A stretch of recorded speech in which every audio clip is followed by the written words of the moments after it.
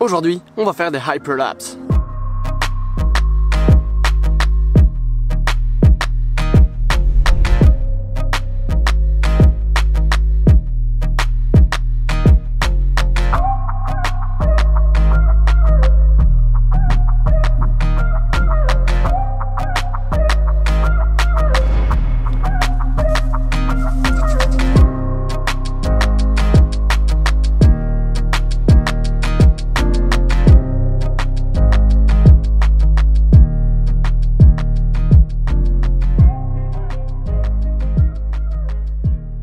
Mais qu'est-ce que c'est qu'un hyperlapse? Vous savez probablement tous ce que c'est qu'un timelapse. Un timelapse, c'est bêtement une vidéo mise en accéléré. Un hyperlapse, c'est un timelapse, mais où la caméra bouge. Pour faire un timelapse, il y a deux manières. La première manière étant de poser sa caméra quelque part, d'appuyer sur enregistrer et après un certain temps arrêter d'enregistrer et après ça mettre la vidéo en accéléré. La deuxième manière étant aussi de poser sa caméra quelque part et ensuite commencer à prendre des photos à intervalles réguliers. Il y a moyen de faire ça directement via la caméra ou avec un intervallomètre ou une télécommande ou je ne sais quoi. Mais bref, après ça on prend toutes les photos et on les combine pour faire une vidéo qui sera elle un timelapse. Pour faire un hyperlapse, ces deux manières sont encore valables, mais on utilise en général la deuxième manière. Car pour un hyperlapse, la caméra bouge, mais doit bouger d'une manière régulière. Or, c'est difficile de marcher par exemple pendant 10 minutes avec sa caméra sans bouger. Dans ce cas-là, on utilisera un stabilisateur motorisé, par exemple un gimbal. Tout le monde n'a pas de gimbal, je n'en ai pas un, j'aimerais bien en avoir un, donc je vais utiliser la deuxième technique qui consiste à prendre des photos à intervalles réguliers. Ce qu'on fait, c'est qu'on prend un trépied, on met sa caméra dessus, on vise un sujet, on prend une photo, on bouge par exemple de 10 cm vers la droite ou vers la gauche, on reprend une photo avec le même sujet au milieu, hop, on redécale du même côté, on continue et hop, ainsi de suite, ainsi de suite et ainsi de suite. Et après ça, quand on met toutes les photos en une seule, ça fait un hyperlapse. Quand on fait un hyperlapse en prenant des photos, le problème c'est que il faut avoir le bon nombre de photos parce que si on veut une vidéo finale qui fait 4 secondes et qu'on veut qu'elle soit à 24 images secondes, il faut faire 96 photos. Et donc il faut voir avec la distance que l'on a, par exemple si on a 96 mètres pour se déplacer, on fait une photo tous les mètres. Mais donc il faut à peu près jouer avec la distance que l'on a et le nombre de photos que l'on veut au final pour arriver à avoir un chouette résultat. Donc ouais, aujourd'hui on va faire des hyperlapses. Donc voilà, je suis arrivé à mon premier endroit pour filmer un hyperlapse. On va attendre la moto. Donc je vais vous donner d'abord deux petits trucs pour arriver à avoir un meilleur résultat. Le premier, c'est d'essayer de toujours garder quelque chose au centre, mais pendant toutes les photos, le même objet au centre. Par exemple un panneau ou une fenêtre d'un bâtiment ou je ne sais quoi, mais toujours garder le même élément au centre de votre vidéo. Le deuxième truc, c'est d'avoir un temps de pause plutôt long parce que comme ça les sujets qui vont passer devant la caméra seront flous et ça va donner un effet plus fluide au rendu final. Donc ouais, un sujet au milieu de l'image qui reste le même tout le temps et deux, un temps d'ouverture plutôt long. Et donc ouais, je vais vous montrer le premier résultat.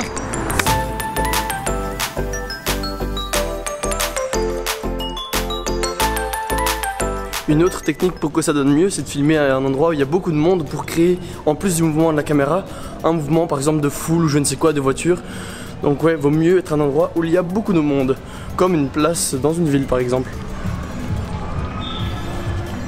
De retour chez moi, j'ai fini de faire les hyperlapses et je vais juste vous montrer comment faire.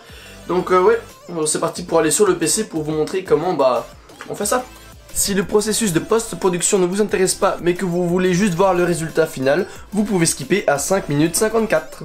Sur l'ordinateur, il y a deux étapes à faire pour transformer ces images en hyperlapse. La première n'est pas obligatoire mais je vais quand même la faire. Elle consiste à retoucher les photos sur Lightroom. Donc on va dans Lightroom, on fait importer, on sélectionne sa source, hop, on sélectionne toutes les photos et on fait Enter pour importer. Pendant que ça importe, on peut déjà commencer à retoucher la première photo. Donc on va dans développement et puis là on retouche un peu comme on veut. Faites un peu la retouche que vous voulez et puis voilà quoi. Une fois que vous avez fini de retoucher vos photos et que vous êtes satisfait du résultat, vous faites CTRL A. Ça va sélectionner toutes les photos et ensuite vous faites synchroniser. Ensuite dans votre bibliothèque, vu que les photos sont déjà toutes sélectionnées, vous n'avez plus qu'à faire clic droit et exporter. Maintenant que vous avez fini d'exporter vos photos dans Lightroom, il faut les importer dans Adobe Premiere Pro. Du moins, moi c'est le logiciel que j'utilise. Pour importer les images, vous allez dans votre projet, vous faites clic droit, importer. Et là, vous allez dans le dossier dans lequel vous avez enregistré vos images. Par exemple, moi c'est celui-ci. Et vous cliquez sur la première image. Et il faut bien sélectionner séquence d'images.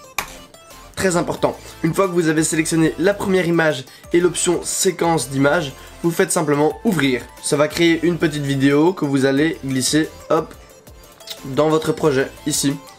Une fois que vous avez importé les images, vous pouvez admirer votre hyperlapse, mais vous verrez que, ça bouge un peu dans tous les sens. Donc on va corriger ça, mais premièrement il faut ajuster la taille de l'image. Donc on va dans échelle, là, et hop, on dézoome jusqu'à ce que l'image fasse la bonne taille, voilà. Une fois que c'est fait, vous faites clic droit, imbriquer. Imbriquer, parce que si ce n'est pas imbriqué, on ne peut pas mettre de stabilisation dessus. Il faut que ce soit imbriqué pour mettre une stabilisation. Ensuite vous allez dans les effets, vous cherchez pour l'effet stabilisation de déformation. Une fois que vous l'avez, vous le glissez sur la séquence. Et vous n'avez plus qu'à attendre que ça s'analyse. Et une fois que ça c'est fait, vous pouvez enfin regarder le résultat final.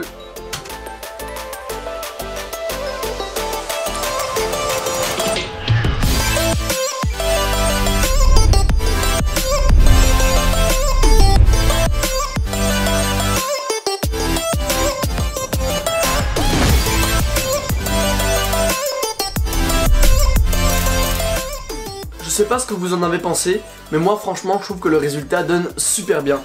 J'espère que cette vidéo vous aura inspiré. N'hésitez surtout pas à recréer des hyperlapses chez vous. Et donc ouais, j'espère vraiment que vous avez pu apprendre quelque chose de cette vidéo.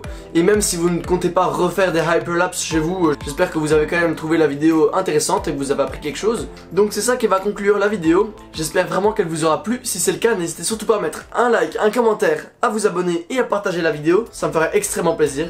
Et moi sur ce, je vous dis à la prochaine.